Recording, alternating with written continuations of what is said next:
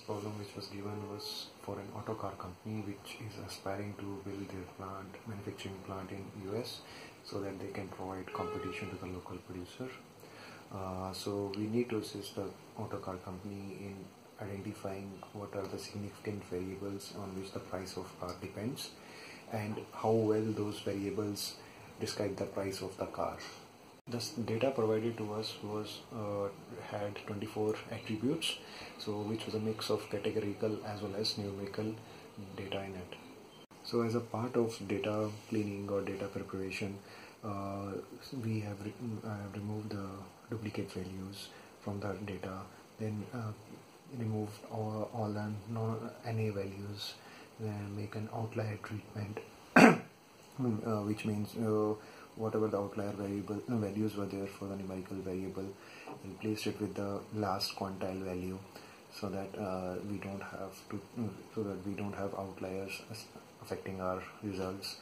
Then made all the car names into an uppercase so that it's in sync with all the other values. Then there were some spelling mistakes in the car name, so corrected those, and finally made a derived variable of existing numerical values of power and RPM to get a torque. Finally, the last step in the data preparation was to segregate test and train data. I use set seed function while doing the segregation between test and train data. So next step is the data modeling step. So basically step AIC function was used to identify to remove the insignificant variables. Once that has been done, there was a iterative process of removing the insignificant as well as those variables which are giving multicollinearity. So basically all those insignificant variables which are having p-value of more than 0.05 was removed, plus a VIF value of more than 2.5. So VIF value denotes the multicollinearity part. So those variables were removed, and then after multiple iterations, the final model had 6 significant variables and adjusted R-square of 90%.